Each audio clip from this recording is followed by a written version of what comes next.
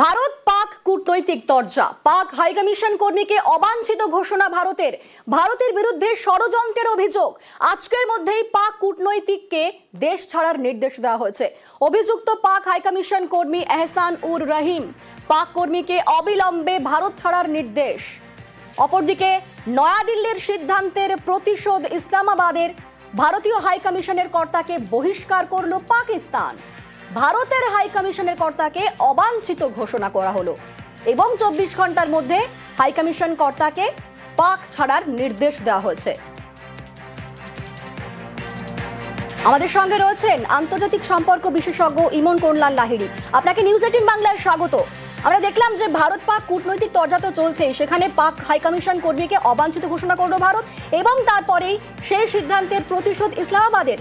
ভারতীয় হাইকমিশনের কর্তাকে বহিষ্কার করা হলো, কিন্তু সেই পদক্ষেপের কারণ স্পষ্ট করেনি কিন্তু ইসলামাবাদ। কি বলবেন? দেখুন, এটা যেটা সাম্প্রতিক ঘটনা যেটা ঘটছে, এটা আমি আগেও বলছি আবারও বলছি, দক্ষিণ এশিয়ায় দুটি দেশের সমস্যা দীর্ঘদিনের এবং ভারত সিজফায়ারটা যেভাবে করলো একটা ডোনাল্ড ট্রাম্পের কথার ভিত্তিতে, সেটা কখনোই গ্রহণযোগ্য নয়। এবং এই পরিস্থিতিতে প্রাথমিকভাবে যদি অ্যাম্বাসেডার টু অ্যাম্বাসেডার এই কথা না হয়, তাহলে এই সিজফায়ার বা এই যুদ্ধের কারণ কি ছিল এটাও কিন্তু ব্যাখ্যা করা প্রয়োজন। এবং এই মুহূর্তে যেটা হচ্ছে তার মানে ডিপ্লোম্যাটিক রিলেশন একেবারে তলানিতে এসে ঠেকলো এবং ট্রাম্প যে কথাগুলো বলছে আমি দুই দেশের মধ্যে বসিয়ে দেব, তাহলে সে কথাগুলো কোনো মূল্য থাকলো না। তাহলে ভারতবর্ষের একটা স্ট্যান্ড নেওয়া উচিত, অর্থাৎ যদি ভারত বিরোধী কাজ পাক অ্যাম্বাসেডার করে থাকেন তাহলে সেটাকে আগেই ওয়ার্নিং দেওয়া উচিত ছিল। এবং যেখানে ভায়োলেশন যদি পাকিস্তান টেরিটরিতে মিলিটারি অ্যাগ্রেশন রিটালিয়েশন ভারত করে থাকে, তাহলে তার ভিত্তিতে পাকিস্তানের বক্তব্য এবং ভারতের বক্তব্য আমার মনে হয় জনমানসে এখনো পর্যন্ত স্পষ্ট নয়। বিশেষ করে এই মুহূর্তে ভারতবর্ষের উচিত বিরোধী দলেরগুলোর সাথে কথা বলে সর্বদলীয় বৈঠক ডেকে একটা সিদ্ধান্ত নেওয়ার, কেননা ইতিমধ্যে মার্কিন যুক্তরাষ্ট্র কিন্তু আমাদের বিদেশ নীতিতে ঢুকতে শুরু করেছে। এটা আগামী দিনের জন্য ভালো হবে না। এবং কোন পরিস্থিতিতে পাকিস্তান কিভাবে মার্কিন যুক্তরাষ্ট্রের সাথে সম্পর্ক রাখছে সেটাও কিন্তু ব্যাখ্যা করা প্রয়োজন। আমার মনে হয় ইন্টারন্যাশনাল স্তরে এই মুহূর্তে যে দেশগুলো ভারতের বন্ধু আছে তাদের সঙ্গে কথা বলে এক্ষুনি একটা ব্যবস্থা করা দরকার, দক্ষিণ এশিয়ায় যদি স্থিতাবস্থা বজায় রাখতে হয়। বেশ, ধন্যবাদ আপনাকে।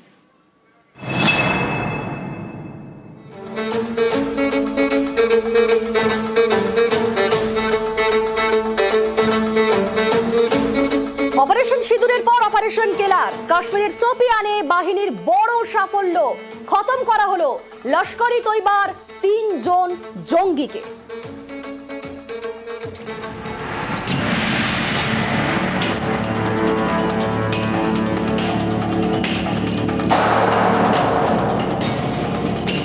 पाकिस्तान की गुहार के बाद भारत ने सिर्फ अपनी सैन्य कार्रवाई को स्थगित किया है।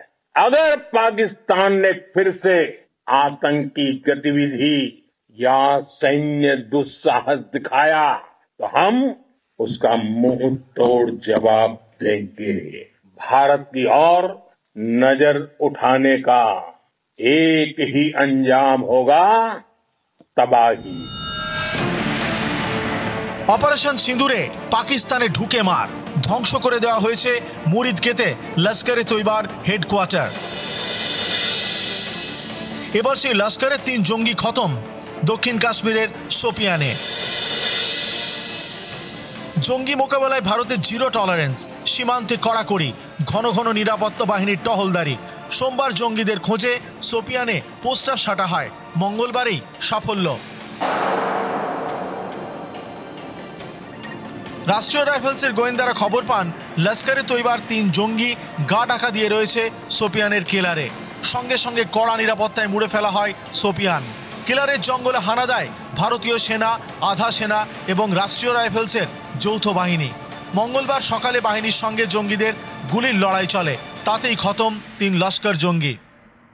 আমার পেছনে এই যে জঙ্গল দেখছেন, এই জঙ্গলে জঙ্গিরা লুকিয়ে আছে এমন ইন্টেল পায় যৌথ বাহিনী এবং তারপরেই গভীর রাতের পর থেকে শুরু হয় একেবারে কর্ডন অ্যান্ড সার্চ অপারেশন এবং শুরু হয় চিরুনি তল্লাশি। এই চিরুনি তল্লাশি চলাকালীনই বাহিনীকে লক্ষ্য করে গুলি চালায় জঙ্গিরা, কিন্তু বাহিনীর যে পাল্টা গুলি সেই গুলিতে নিকেশ হয়ে যায় এই 3 জঙ্গি।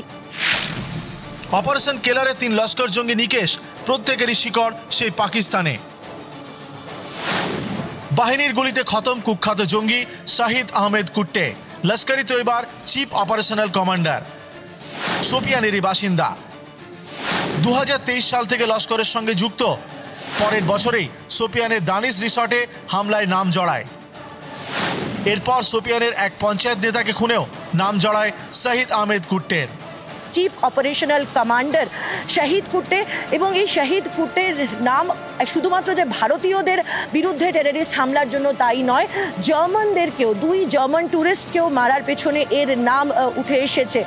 শুধু যে টেররিস্ট হামলারই ছক কষা এবং তাকে এক্সিকিউট করা শুধু তাই নয়, তার সঙ্গে সঙ্গে রিক্রুটমেন্টেরও একটা বড় দায়িত্ব পালন করতো এই শাহিদ আহমেদ কুট্টে। বাহিনীর গুলিতে খতম আরেক লস্কর জঙ্গি আদনান সাফি। এই সাফিও শোপিয়ানের বাসিন্দা। 2024 থেকে লস্করের সঙ্গে এহসান উল হক, সেও শোপিয়ানের বাসিন্দা। যে 3 জঙ্গিকে নিকেশ করতে পেরেছে আপাতত বাহিনী, এবং এই 3 জঙ্গির থেকে উদ্ধার হয়েছে AK-46 রাইফেলস, একাধিক গ্রেনেড, লাইভ রাউন্ড কার্তুজ, এবং তার সঙ্গে সঙ্গে 2টি রেডিও সেট, যে রেডিও সেটের মাধ্যমেই পাকিস্তানে নিজেদের যারা টপ বসেস রয়েছে তাদের সাথে এই চিফ অপারেশনাল কমান্ডার শাহিদ কুট্টে যোগাযোগ রাখত বলে মনে করছে বাহিনী। শোপিয়ানের বাসিন্দা, লস্করের সদস্য, মাথায় পাকিস্তানের হাত। অপারেশন কেলারে 3 জঙ্গি খতম। বাহিনী এবার খতিয়ে দেখছে এই 3 লস্করে তৈবা জঙ্গির সঙ্গে পেহেলগাঁও হামলা সরাসরি বা ঘোরপথে কোনো যোগাযোগ রয়েছে কিনা। শোপিয়া থেকে ক্যামেরা পার্সন আপু পাঠকের সঙ্গে মৈত্রী ভট্টাচার্য, নিউজ 18 বাংলা।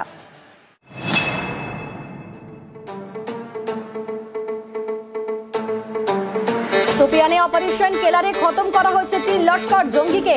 পহেলগাঁও হামলার পরই গুঁড়িয়ে দেওয়া হয় এই জঙ্গিদের বাড়ি। গত 25 এপ্রিল থেকে পর ধ্বংস করা হয় এই জঙ্গিদের বাড়ি।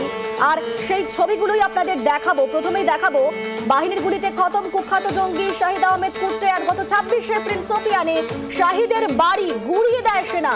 যে ছবি আপনারা দেখতে পাচ্ছেন, লস্কর-ই তৈবার চিফ অপারেশনাল কমান্ডার শাহিদ 2023 থেকে লস্করের সঙ্গে যোগ ছিল তার। পরের বছরই শোপিয়ানের দানিশ রিসর্টে হামলাতে নাম জড়ায় এই জঙ্গির। শোপিয়ানের এক পঞ্চায়েত নেতাকে খুনেও নাম জড়ায় শাহিদ আহমেদ কুট্টের। তার বাড়ি গত 26 এপ্রিল ধ্বংস করে দেয় ভারতীয় সেনা। আর তারপরে দেখাবো এবার আদনান শাফি, শোপিয়ানের জাইনাপোরার বাসিন্দা। পহেলগাঁও হামলার পর ধ্বংস করা হয় সে আদনানের বাড়িও। গতকালই শোপিয়ানে বাহিনীর গুলিতে খতম হয় আদনান শাফি। আর পহেলগাঁও হামলার পরই ধ্বংস করা হয় আদনানের বাড়িও, যে ছবি আপনাদের দেখাচ্ছে এই মুহূর্তে।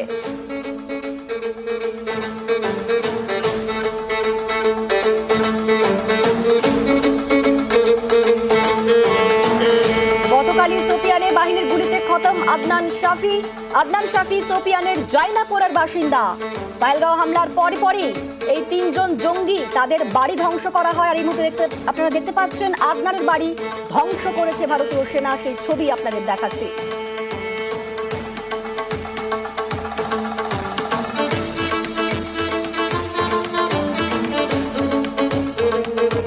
শোপিয়ানের বাহিনীর গুলিতে খতম এহসান উল হক শেখ। 26 এপ্রিল মুরান গ্রামে এহসানের বাড়িও গুঁড়িয়ে দিয়েছিল সেনা। 2024 সাল থেকে লস্করের সঙ্গে যোগ ছিল এই এহসানের। গত 26 এপ্রিল মুরান গ্রামে এহসানের বাড়িও গুঁড়িয়ে দেয় ভারতীয় সেনা।